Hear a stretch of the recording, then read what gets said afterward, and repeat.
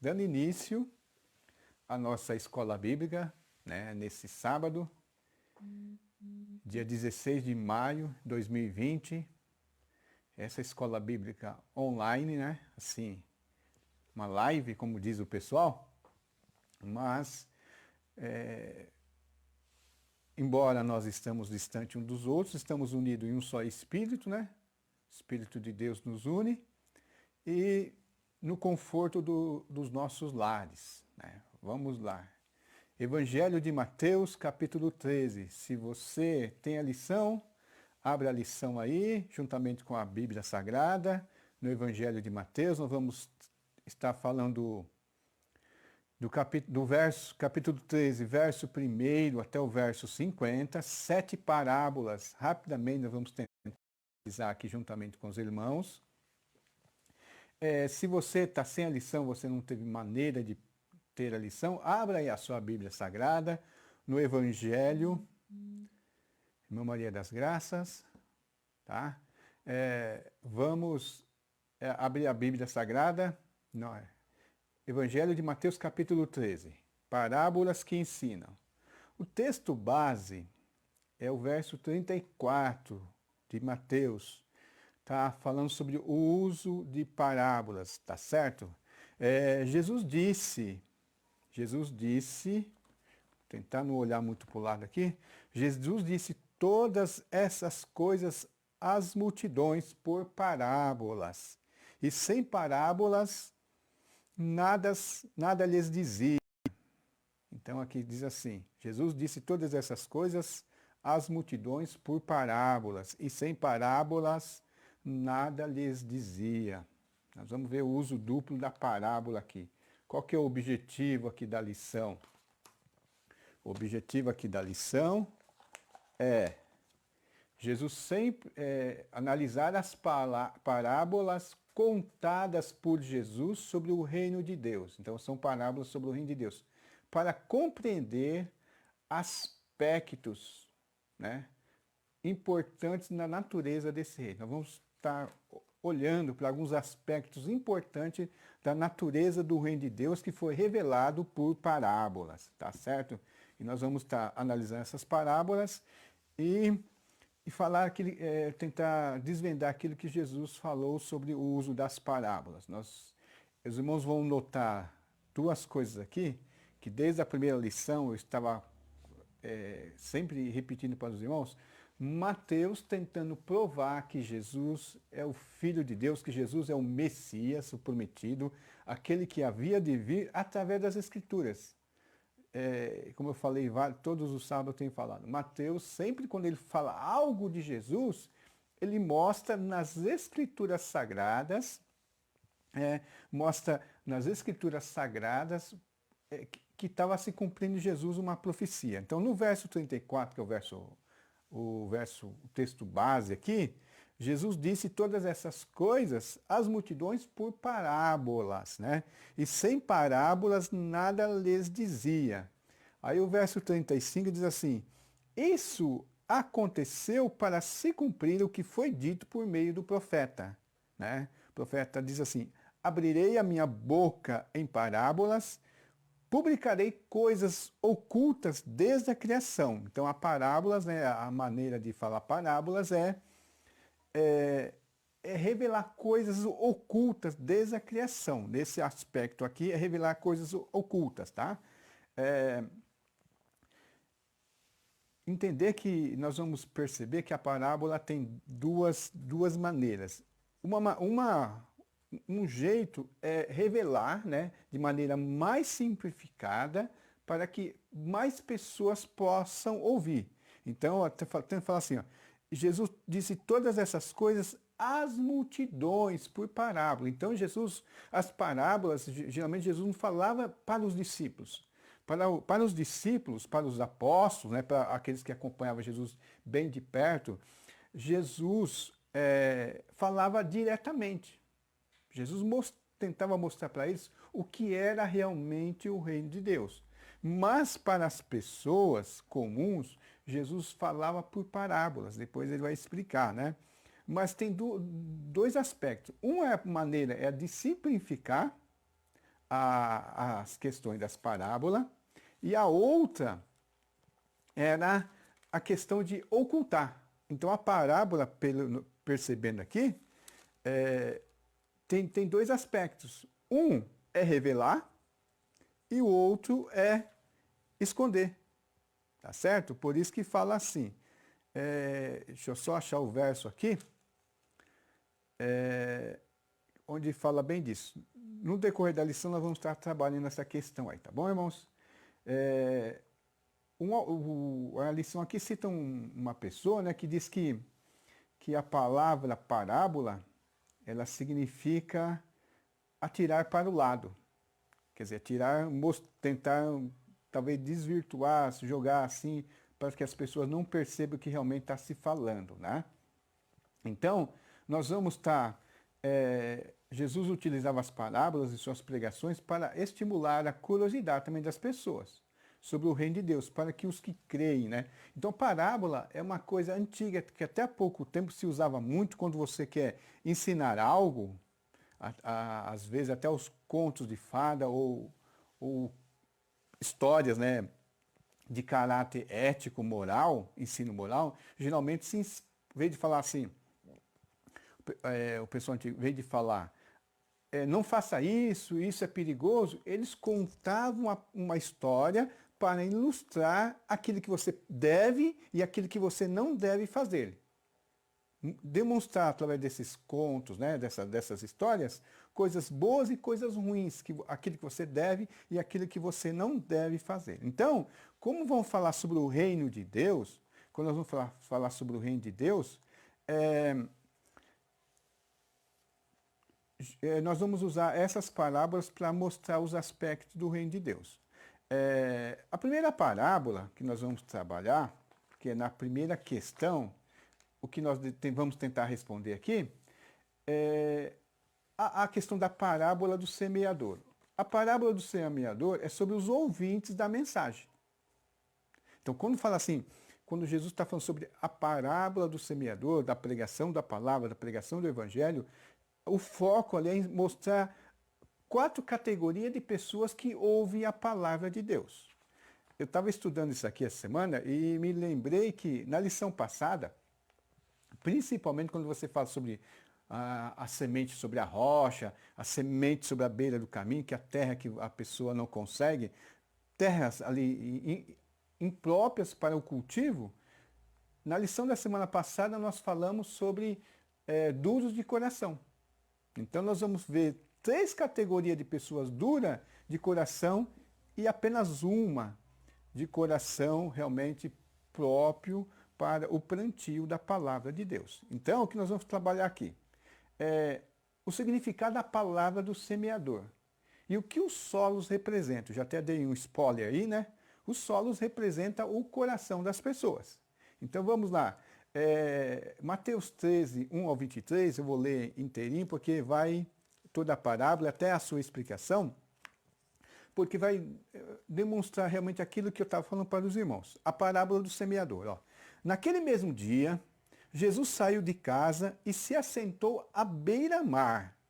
Grandes multidões se reuniam em volta dele, de modo que entrou num barco e se assentou, e toda a multidão estava em pé na praia, e muitas coisas lhe falou por parábolas, dizendo. Lembre que lá no verso 34, Mateus fala que Jesus falava essas coisas, falava às multidões por parábolas. E não falava nada para eles que não fosse por parábolas. Então a primeira parábola que Jesus conta aqui quando ele chega lá, às vezes as pessoas hoje confundem o púlpito, né? Algumas coisas para ficar mais alto, para poder falar com a multidão, como altar. Não é altar. Altar é um lugar onde você põe o seu sacrifício. Mas, como a multidão está na beira do mar, e estava o barco ali ancorado, e aquele barco serviria de um púlpito, né? de um palanque para Jesus, Jesus subiu no barco para ficar mais alto e começou a ensinar a multidão por parábolas. E a primeira parábola que ele vai falar é sobre a pregação. No mesmo momento que ele está pregando, ele está explicando o que significa, o que eram aquelas pessoas, aquelas 4 categorias de pessoas que iriam ouvir a mensagem da palavra. E ele diz assim: eis que o semeador saiu a semear. Ao semear uma parte uma parte caiu à beira do caminho, e vindo as aves a comeram. Outra parte caiu em solo rochoso, onde a terra era pouca, e logo nasceu, visto não ser profunda, a terra. Saindo, porém, o sol, a queimou, e porque não tinha raiz, secou-se. Outra parte caiu entre os espinhos, e os espinhos cresceram e a sufocaram. Os espinhos cresceram e a sufocaram. A outra, enfim, caiu em boa terra, e deu fruto, a 100, a 60 e a 30 por um. Quem tem ouvidos, ouça. Ou quem tem ouvido para ouvir, ouça. Quem tem ouvido para ouvir, ouça. Então Jesus falou, pregou a mensagem e comparou a mensagem do reino de Deus à semente. E 4 categorias de pessoas que ouviria essa mensagem. E essas 4 categorias foram ilustradas como terrenos onde a semente caiu. E o que aconteceu com a semente da palavra de Deus. Aí nós vemos o verso 10 em diante, por que Jesus usava parábolas? Lá no verso 34 nós falamos que lá uma afirmação que Jesus só falava com a multidão por parábolas, né? E lá fala que era a maneira já anunciada que o Messias falaria. Então, aqui diz assim, então os discípulos se aproximaram de Jesus e lhe perguntaram. Era para atiçar curiosidades, eles ficaram atiçados a curiosidade dos discípulos, né? Por que o Senhor fala com eles por meio de parábolas? Por que o Senhor conta histórias para eles? Por quê? Para ilustrar. Eles perguntaram. Ao que Jesus respondeu. Porque a vocês é dado a conhecer os mistérios do reino dos céus. Mas aqueles disso não é concedido. Então Jesus falou assim, aos discípulos era dado a conhecer os mistérios do reino dos céus, mas aqueles isso não é conhecido. O interessante é que no verso 34 diz assim que ao abrir a boca por parábolas, ele vai publicar coisas ocultas desde a criação. E de certa maneira ficariam ocultas, porque essas pessoas que ouviriam essas parábolas, elas ficariam indesculpáveis diante de Deus, porque a palavra de Deus está até simplificada para eles, mas mesmo assim, eles que, talvez Jesus está falando daqueles realmente que nasceram de novo, que nasceram do Espírito e compreendem as coisas de Deus, eles vão ver essa história e vão compreender. E eles nem precisariam dessa história para compreender, porque a eles é dado o reino dos céus. E Jesus fala assim, pois é o que tem, mais será dado, e terá em abundância. Mas ao que não tem, até o que tem lhe será tirado. Por isso falo com eles por meio de parábolas. Porque vendo, não veem, e ouvindo, não ouvem, nem entendem. E assim nele se cumpre a profecia de Isaías. De novo a profecia, Mateus citando a profecia. Embora Jesus citou, mas ali. Ouvindo vocês ouvirão, e de modo nenhum perceberão. Porque o coração desse povo é endurecido. Ouviram com os ouvidos tapados, e fecharam os olhos para não acontecer que vejam com os olhos e com os ouvidos entendam, e com o coração se convertam e sejam por mim curados. Aí continua, bem-aventurado, porém, são os olhos de vocês, porque veem, e bem-aventurado são os ouvidos de vocês, porque ouvem. Pois em verdade lhes digo que muitos profetas e justos desejaram ver o que vocês estão vendo, mas não viram, e quiseram ouvir o que vocês estão ouvindo, mas não ouviram. Então Jesus faz uma analogia com as pessoas, né, do passado que receberam já a indicação da vinda do Messias, a profecia que no futuro viria o Messias, e eles queriam esse tempo, queriam estar nesse tempo, queriam ver o Messias, queriam ouvir o Messias, mas eles não tiveram essa oportunidade. Mas naquele momento, aquelas pessoas, os discípulos, estavam vindo, né?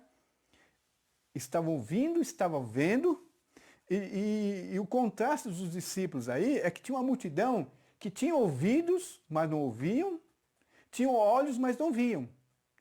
Mesmo Jesus estando ali explicitamente na vida deles, na presença deles. Já adiantando para o final da lição, é uma coisa que nós devemos nos atentar. Hoje, às vezes nós olhamos, lendo a palavra de Deus, nós percebemos assim, que o quão importante eram aquelas pessoas, aqueles personagens bíblicos. E de repente nós olhamos eles como santos, né, como pessoas de um outro calibre, e de repente nós desejamos, se nós estivéssemos naquela época vivendo os tempos bíblicos, nós seríamos crentes, nós estaríamos lá mais entusiasmados, daríamos mais valor. Enquanto a Bíblia Sagrada, não só Jesus fala aqui, mas até o autor de Hebreus fala que hoje nós temos mais privilégio do que eles. Então, não é desculpa para nós ficarmos nessa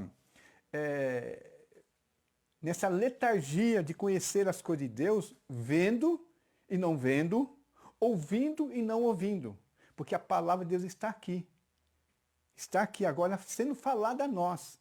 E isso será cobrado de nós, irmãos. Então, já dando um spoiler aí, que de tipo de coração é o nosso. Então aí Jesus vai começar a explicar a parábola. Ouça, portanto, verso 18, o que significa a parábola do semeador. A todos os que ouvem a palavra do reino, e não a compreendem, e vem o maligno e arrebata o que lhes foi semeado no coração, este é o que foi semeado à beira do caminho. Hoje nós vivemos uma sociedade, talvez nem todos compreendam o que quer dizer a beira do caminho, porque hoje a beira do caminho é só asfalto, é guia, sarjeta, né? Mas quando você vai para uma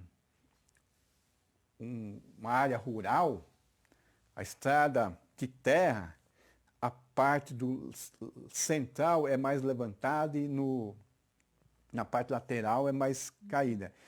E as pessoas costumam andar ali na beira do caminho. Então é uma terra muito batida.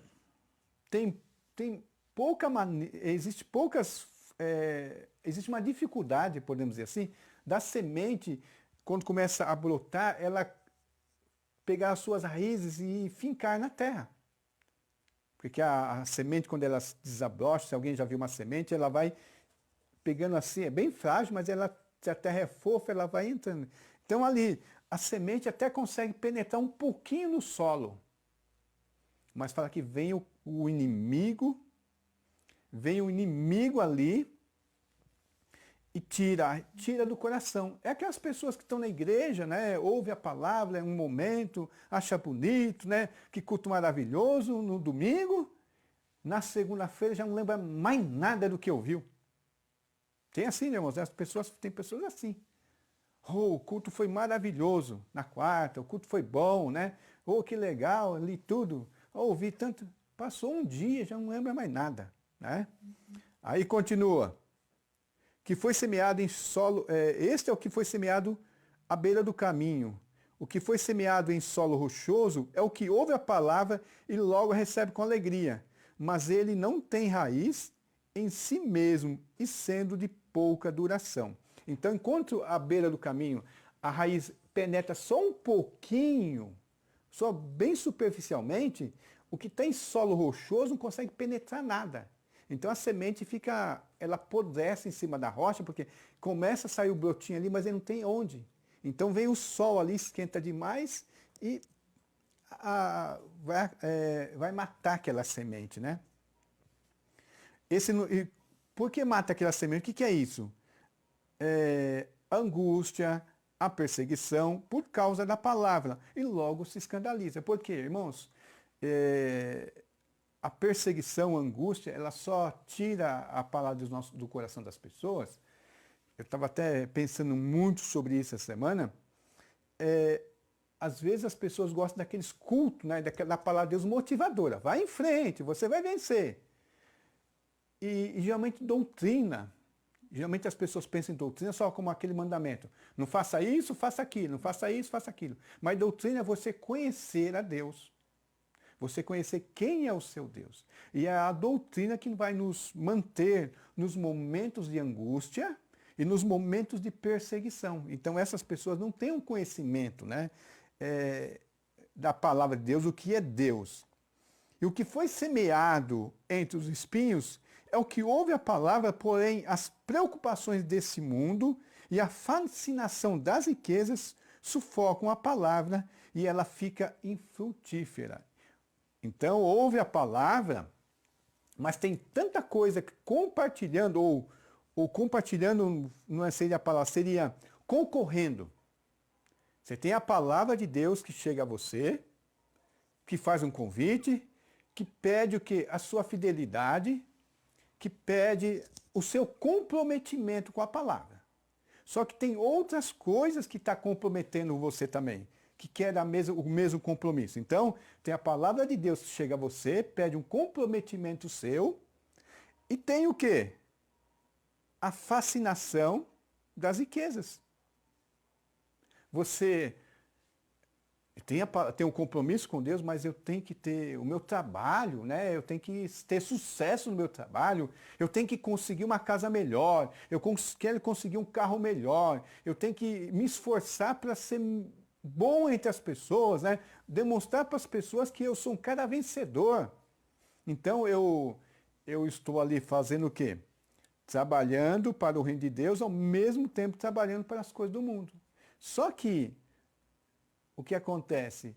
Esses espinhos vão sempre ganhar maior atenção e a palavra de Deus vai ser tirada do lado e vai ser sufocada pelos meus compromissos. Aí fala assim, que é a quarta categoria de pessoas. Mas o que foi semeado em terra boa é o que ouve a palavra e a compreende. Este frutifica e produz 100, 60 e 30. Então, por isso que Jesus falou assim, a voz é dada a conhecer o reino de Deus. Aqueles que têm ouvido e ouvem. Aqueles que têm olhos e ouvem. Desculpa, irmãos. Aqueles que têm ouvido e ouvem, aqueles que têm olhos e veem. Tá? Aqueles que têm olhos e veem. Está precisando acontecer isso mais conosco, né? Ouvir mais a palavra de Deus e ver mais a palavra de Deus. Tá? Essa é a explicação. O interessante também é que a rocha que nós precisamos é de Jesus Cristo. O nosso coração tem que ser mole. Nosso coração não pode ser uma rocha, tá? Então, o que significa a parábola do semeador? É a palavra de Deus sendo distribuída às pessoas. Agora, em três categorias. Beira do caminho, solo rochoso, entre os espinhos e uma terra boa e frutífera. Tá certo? Essa é aqui. A outra parábola, né, que nós vamos trabalhar, são duas parábolas, a questão da semente de mostarda e do fermento, que tratam do crescimento do reino de Deus. Essas duas parábolas, elas estão falando dos mistérios do reino de Deus, falando do crescimento.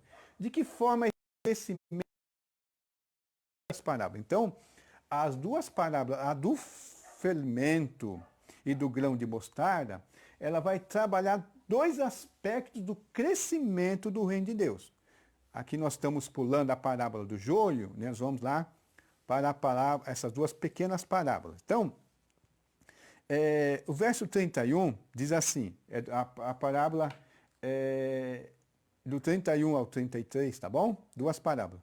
Jesus propôs outra parábola dizendo, o reino dos céus é semelhante a um grão de mostarda, que um homem pegou e plantou no seu campo. Esse grão é, na verdade, a menor de todas as sementes, mas quando cresce é maior do que as hortaliças e chega a ser uma árvore de modo que as aves do céu vêm e se aninhar-se nos seus ramos, né? Essa mostarda, com certeza, não é a nossa mostarda aqui do Brasil. E a parábola do fermento.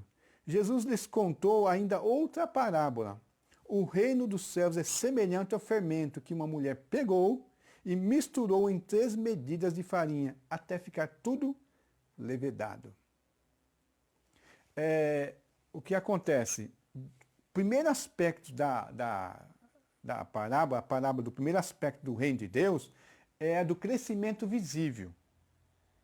O reino de Deus, né, tem um crescimento visível, grande. Então, essa parábola do grão de mostarda mostra isso, demonstra isso. Ó, às vezes as pessoas olham para a mensagem da palavra de Deus, a mensagem cristã, a mensagem do reino, parece uma coisa tão pequena. Você pode olhar para aquilo que você acredita, né? Você vê pequeno. Mas pense ali, Jesus começou a pregar com 12 homens. O evangelho do reino começou com 12 homens na Galileia.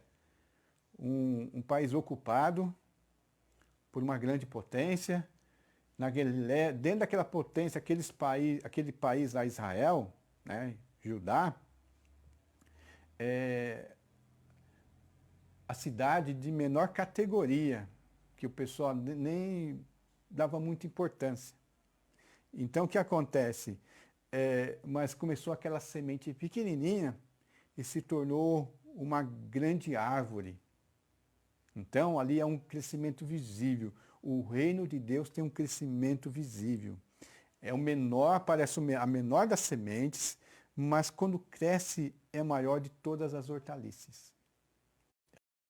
Então, essa é a parte visível do reino de Deus. Então, quando Deus dá uma obra para você fazer, você se aperceber do reino de Deus, você vai ver talvez uma coisa pequena, mas é uma semente que vai germinar. E a outra questão aqui, geralmente as pessoas associam o fermento só com o pecado. Não, o fermento não é pecado, o fermento é sinal também de crescimento. Então Jesus falou assim, o reino dos céus é semelhante ao fermento que a mulher pegou e misturou em 3 medidas de farinha até ficar tudo levedado. Ó, embora há 3 tipos de terreno onde a semente cai que não vai frutificar, quando ela, só fazendo uma relação com a parábola do semeador, naquela terra boa, 30.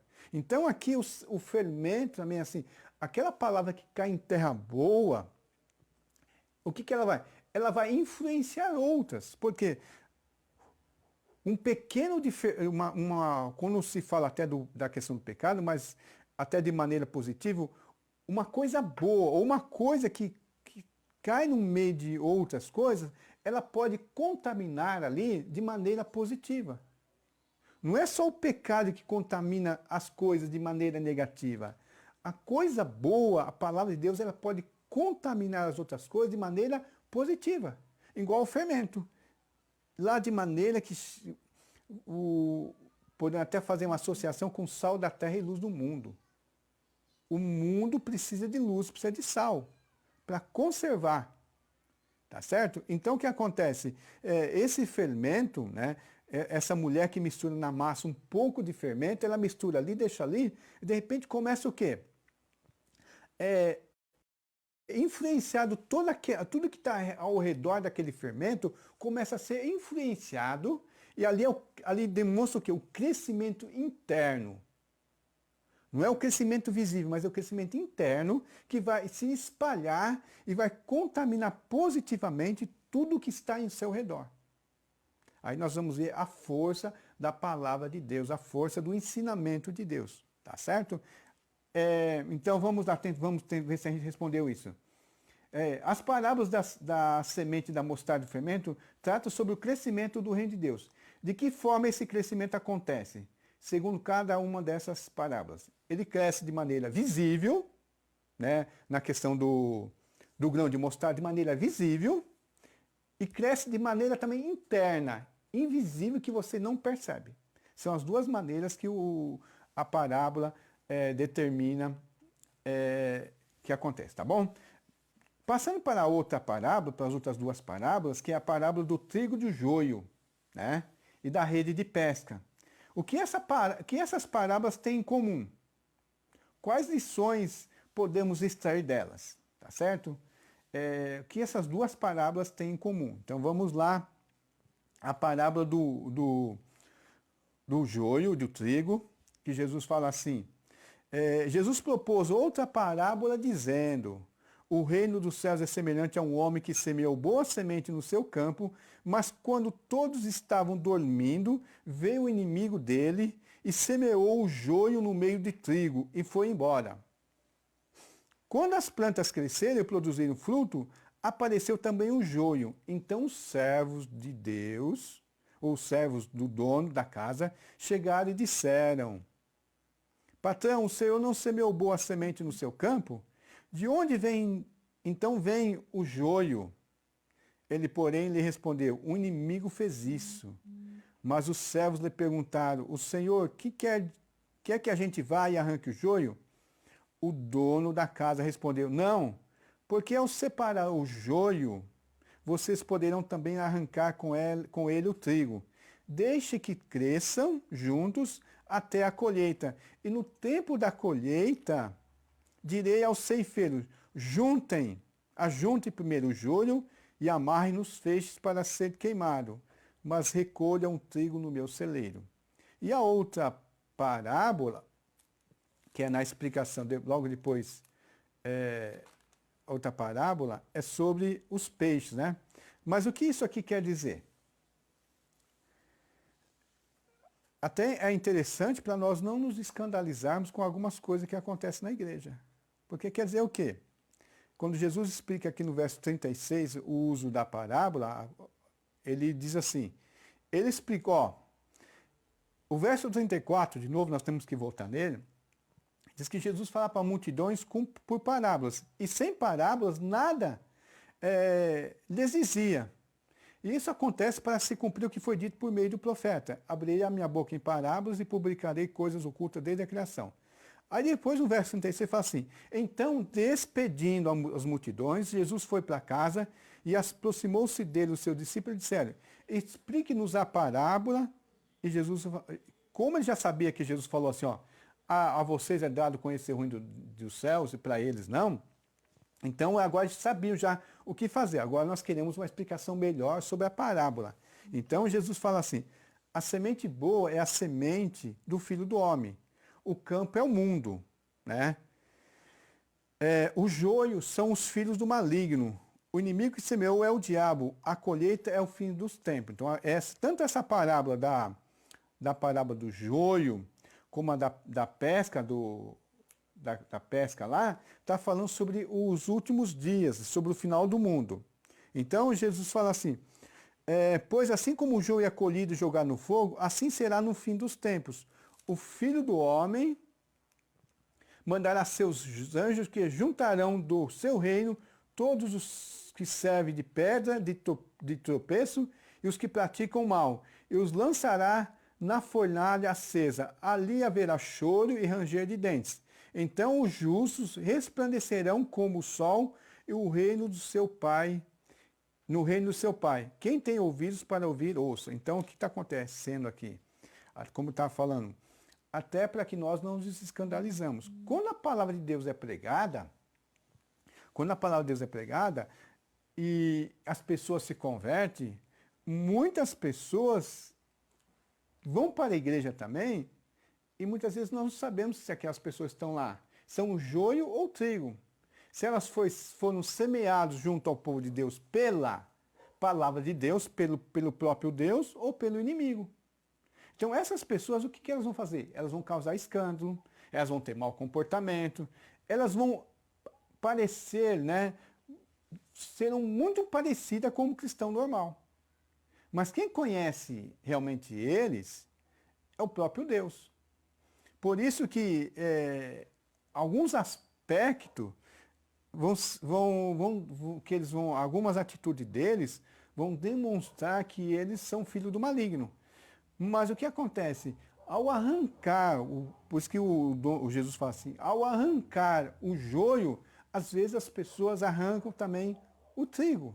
Quem já morou em sítio, quem já fez uma horta, sabe disso. Às vezes você vai limpar uma horta, você joga a semente, faz o canteiro, joga a semente, e de repente do lado do pezinho de alface, do pé de almeirão, do pezinho de tomate, nasce um vegetal ali, nasce uma erva daninha ali, né? E ao você vai puxar ela, juntamente vem aquela mudinha que você não queria arrancar. Então você acaba arrancando, tem a questão do pé do milho também, você vai carpir, você vai arrancar, você acaba arrancando. Então o que fala assim, deixe crescer junto. No final dos tempos. Então no final dos tempos, o interessante, só fazer um paralelo de novo, que do semeador, ali aquelas 3 categorias que não produzem nada, que vão se afastar, não vai produzir nada, elas vão cair da fé. Mas, nesse caso aqui do joio, eles permanecerão. Eles permanecerão como uma aparência do trigo. E só no último dia, só nos finais dos tempos, que realmente serão separados. Serão o quê? Amarrados e jogados no forno. Serão jogados para queimar. Enquanto o trigo será juntado e guardado no celeiro. 2 destinos diferentes. Tem a mesma aparência, só que o que acontece? Deus vai saber separar, tá? E a outra parábola, que é da pesca, a pesca aqui, deixa eu só me localizar aqui, da pesca, que é a parábola da rede, né? Do verso 47, que é pulando a parábola do tesouro escondido, da pérola, que é similar à parábola do joio. O reino dos céus ainda é semelhante a uma rede que foi lançada no mar e apanhou peixes de todas as espécies. E quando já está cheia, os pescadores arrastaram para a praia e assentados escolheram os bons para o cesto e jogaram fora os ruins. Assim será no fim dos tempos. Os anjos sairão, separarão os maus dentre os justos e os lançarão na fornalha acesa, e ali haverá choro e ranger de dentes. Então aqui, ó, hoje, no pregar o evangelho, você não sabe quem é joio e quem é trigo. Você tem que lançar semente para todos. Você vai pegar toda a espécie de peixe, os peixes bons e os peixes ruins, quando você lançar a rede da palavra de Deus. Então, demonstra uma coisa, você não pode ter preconceito, porque nós não sabemos quem são de Deus. Não sabemos. Às vezes nós escolhemos quem pregar o evangelho. Tem pessoas que até falam assim, aquela pessoa é tão boa, só falta aceitar Jesus, então fala, essa eu vou pregar, porque é uma pessoa de boa índole, né? Então essa pessoa eu quero na minha igreja. Aí nós olhamos certas categorias de pessoas e nós fazemos assim, não, aquela não quero não. E nós esquecemos aí que a bela, ou a boa e velha doutrina, né, que na depravação de todos pecaram e carece da glória de Deus, e perante aos olhos de Deus todos estão condenados, a mesma categoria, e quando nós pregamos a palavra, muitas vezes aqueles que são quase bons aos nossos olhos, esses nunca serão do reino de Deus. E aqueles que são terríveis aos nossos olhos, poderão ser que um dia, né, estejam no reino de Deus, sejam separados para as boas coisas de Deus. Então, nós não conseguimos perceber o reino de Deus fazendo a obra, a semente produzindo. Então, tudo isso aqui vai falar de aspectos do reino de Deus. Tá certo? E para terminar aqui, a questão o que Jesus ensina da parábola do tesouro escondido e da pérola. Duas parábolas bem curtinhas. O reino dos céus é semelhante a um tesouro escondido no campo, que um homem achou e escondeu. Então, transbordante de alegria, vai, vende tudo que tem e compra aquele campo. E o reino dos céus é também semelhante a um homem que negocia e procura boas pérolas. E quando encontrou uma pérola de grande valor, ele foi, vendeu tudo que tinha e comprou a pérola. Esse aspecto da palavra de Deus, demonstrando que o reino de Deus tem um valor muito alto. E quem compreende o valor das coisas do reino de Deus, sabe que todas as coisas que ele tem são muito pequenas em relação ao que é realmente o reino de Deus. Então, quando fala assim da parábola do tesouro escondido, só para explicar, o povo antigo não tinha bancos, não tinham cofres. Então, geralmente, as pessoas escondiam suas riquezas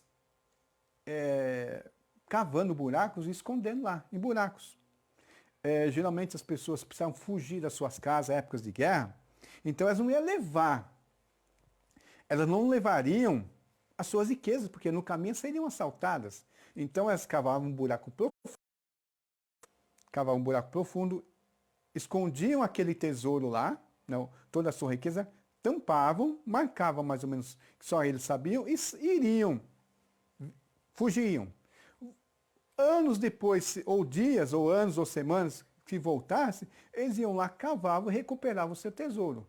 Aconteciam que algumas pessoas saíram dali e nunca mais voltavam, morriam. Então aqui fala de um homem que ele estava num terreno, num campo, e ele achou um tesouro escondido. O que ele fez? E aquele tesouro tinha um valor muito acima do que ele tinha, de toda a sua riqueza. Então, mas a sua riqueza, o valor que ele tinha, ele conseguiria comprar naquele terreno. Só que o tesouro naquele terreno era muito mais que o terreno e muito mais do que a riqueza daquele homem tinha. Então ele vai lá, vende tudo que ele tem, porque naquele terreno tem um tesouro muito maior. Dentro da mesma verdade, dentro do mesmo princípio aqui sobre o valor do reino dos céus, está falando de uma joia preciosa, de uma pérola preciosa, e fala de um homem que anda atrás de uma joia, de uma pérola rara, né? de grande valor. E ele sabe que aquela joia, aquela pérola rara, ela tem um valor muito maior do que tudo aquilo que ele tem. Então o que ele faz? Ele anda procurando essa pedra preciosa, essa pérola. E quando ele encontra, ele vende tudo que ele tem para ter somente aquela pérola. Então, é o valor inalcançável ou o valor extraordinário do reino de Deus em relação a tudo aquilo que nós temos. Aqui é um aspecto daquela pessoa, né, ao contrário daquela pessoa, daquela semente que caiu entre os espinhos. É o contrário daquela pessoa que está buscando as riquezas, né? Está buscando as riquezas e deixam a fascinação das riquezas sufocar a palavra de Deus. Nesse caso aqui é o contrário. Ele deixa tudo, a ilusão do mundo, a fascinação da riqueza, a fascinação do mundo por algo maior. Porque ele encontrou algo maior. Então aqui nós vamos ver o valor no reino dos céus. Então nós temos aqui, nessas 7 parábolas, nós temos lá na primeira parábola, os 4 tipos de corações que recebem a palavra de Deus. Pense aqui qual é o seu coração. Nós temos depois a parábola da semente de mostarda e do fermento. O crescimento de Deus, da palavra de Deus, que Deus dá externamente e internamente. A visível e a invisível. A parábola do trigo do joio e da pesca. Naquele dia será separado o que é bom e o que é ruim. Um será guardado em celeiro e outro lançado na fornalha. E por último, a parábola do tesouro escondido, de grande valor, a parábola da pérola preciosa. Deixar tudo que você tem por um tesouro muito maior. Jesus uma vez perguntou para Pedro assim, ou para os discípulos, quando ele falou a real, lembra que aqui ele está falando por parábolas. Quando Jesus falou na real, podemos falar na linguagem assim, o que é realmente o reino de Deus, e as pessoas saíram, não ouviram, e quando Jesus olha para os discípulos de Jesus, e vocês? Também querem ir? Pedro fala assim, para onde iremos nós, se só tu tens a vida eterna? Em uma outra ocasião, os próprios discípulos falam assim, nós deixamos tudo para te seguir. Nós deixamos tudo para te seguir. Essa parábola, a última parábola, é bem explícita nisso. Deixar tudo, vender tudo que você tem para ganhar um tesouro incomparável, tá certo? Vamos agora tratar rapidamente da nossa vida, assim, da nossa vida, assim, bem para nós aqui hoje, né? De olho na vida, né? Pregue a mensagem do reino. Já até falei um pouquinho sobre isso aqui. Em sua opinião, existe preconceito para pregar a mensagem do reino de Deus? Aqui está falando sobre a questão dos 4 corações e da questão do joio, né? E do trigo. Você tem espalhado a boa semente do reino dos céus com frequência? Né? Nós temos que lançar. Pelo menos 25% vai, lembra de 4, 1. Vai ouvir a palavra de Deus, vai frutificar 100, 60, 30. E mesmo que muitos peixes serão impróprios, né, para aqueles pescadores, tiveram muitos próprios. Então nós devemos pregar, não sabemos quem é o peixe bom, quem é o peixe ruim, não sabemos quem é o terreno bom, o terreno ruim. Espero que nenhum de nós que estejamos ouvindo aqui, ou eu falando, ou você ouvindo, seja esse terreno ruim, na beira do caminho, na rocha, entre os espinhos. Então nós temos que espalhar a palavra, né? Pregue a mensagem do reino. Espalhe ela, né? Quem sabe muitas pessoas estão ouvindo aqui nesse momento, estão ouvindo a palavra pela primeira vez e estão ou tomando conta pela primeira vez que o seu coração é um coração que ouve a palavra de Deus e vai produzir muito fruto. E na questão da cidadania do reino, nós temos que tratar. Você tem valorizado o reino de Deus de maneira prática? Quais as formas que você de valorizarmos o reino, né? Aí a questão praticamente das 2 últimas parábolas do tesouro escondido da pérola e de desvalorizar as coisas do mundo. A pessoa fala assim, eu não tenho tempo de orar, eu não tenho tempo de estudar. Agora eu tenho em casa. A Edna está aqui na minha frente, ela até pode comprovar isso. Não estou mentindo. Nessa época de quarentena, aqui em casa nós estamos vendo menos televisão do que nós vimos. Muito. Eu acho que desses quase 2 meses que eu estou em casa, eu tenho assistido 10%, né, de filmes, de televisão que eu assistia.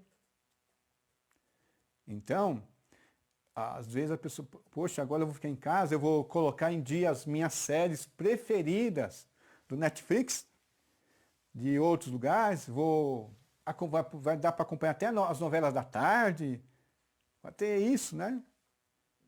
Mas você tem mais tempo, fica em casa. Vocês têm valorizado o reino de Deus de maneira prática? Você tem valorizado o reino de Deus? De que maneira prática, né? Quais são as formas de valorizar o reino de Deus? Dizendo não para algumas coisas e dizendo sim para a coisa mais importante que é o reino de Deus. Lembra assim, ó, aquelas pessoas que ouviram e foram sufocados pelos espinhos, né? Porque estavam atrás do quê? Das riquezas do mundo, né? Da fascinação do mundo. As coisas do mundo fascinam. Às vezes, quando a gente está bem carnal, a gente olha para a palavra de Deus, quando você está bem carnal mesmo, você. Que coisa chata. Eu vou olhar para a televisão, vou olhar para um filme, aqueles efeitos especiais, aquele romance maravilhoso das novelas, e eu vou olhar para um livro aqui que vai estar falando assim, ó, o reino de Deus é semelhante a isso, aquilo. Coisa chata. Mas isso aqui é as palavras de Deus. Isso aqui é a palavra de Deus. Então, valorizar o reino de Deus é valorizar o rei. Valorizar o rei e valorizar as palavras do rei. Lembro de John Piper falando assim, na época do auge de um filme famoso aí, que era o Avatar, que estava sucesso, todo mundo era só, você já assistiu o Avatar? Você já assistiu o Avatar? Né? Você ainda não, né? As pessoas falam, não, você, uma coisa extraordinária, assim, o do cinema, assim, de efeitos especiais que mudou a maneira de... Aí o John Piper fala assim, que as pessoas olham para a palavra de Deus, para a Bíblia e falam, a Bíblia é chata, não. Ele falou, não, chato é Avatar. A Bíblia é a palavra de Deus. Chato é tudo aquilo que nós deixamos, aquilo que é efêmero, né? Que vai acabar, perde o valor, e as pessoas abandonam e desvalorizam a palavra de Deus. É o momento de nós voltarmos, né? Ter esse desafio. Desligar nossos televisores, desligar nossas internet, desligar nossas conversas no WhatsApp, nas redes sociais, desligar, né, tirar foto para postar, para ver quantas curtidas nós vamos ter, demonstrar que nós estamos fazendo em casa. Que tal, como o fermento lá que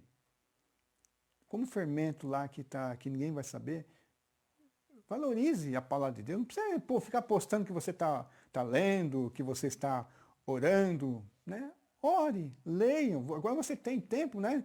Se no início da quarentena você tivesse começado a ler a Bíblia, pelo menos você já teria ido pelo menos metade.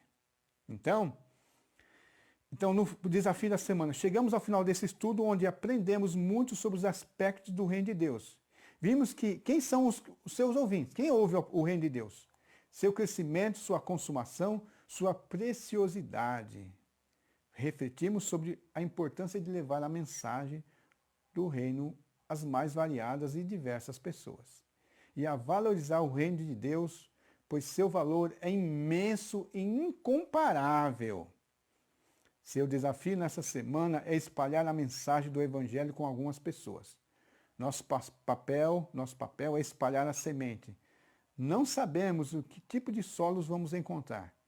Caso perceba que a mensagem entrou no coração de alguém, se coloque à disposição para discipular e ensinar mais verdades acerca do reino. Aproveite também para fazer um check-up em sua vida e analisar se tem dado ao reino de Deus o seu devido valor. Então, quer publicar? Publique coisas de Deus. Deixa as futilidades, porque o famoso hoje, né, na internet é publicar futilidades. Olha o que eu estou fazendo aqui, olha o que eu estou fazendo ali. Demonstre, leve, aproveite para dar uma mensagem da palavra de Deus, mensagem de esperança, mensagem de substância, sem futilidade. Deixa as piadinhas, as futilidades, propague a palavra de Deus. Mande mensagem de esperança, mande a mensagem da maior esperança, a mensagem do reino de Deus. Se coloque, está distante, mas via WhatsApp você consegue. Eu estou dando aula via WhatsApp, né? Ensinando os alunos via WhatsApp. Leve a palavra de Deus, né? Se proponha um colega, se você está aí, você quer ouvir, converse com ele através do WhatsApp, responda as suas dúvidas sobre o reino, mande uma mensagem, fala, estou aqui à disposição para explicar alguma coisa que você não está entendendo. Tá certo, irmãos? Esse é o desafio nosso dessa semana, tá?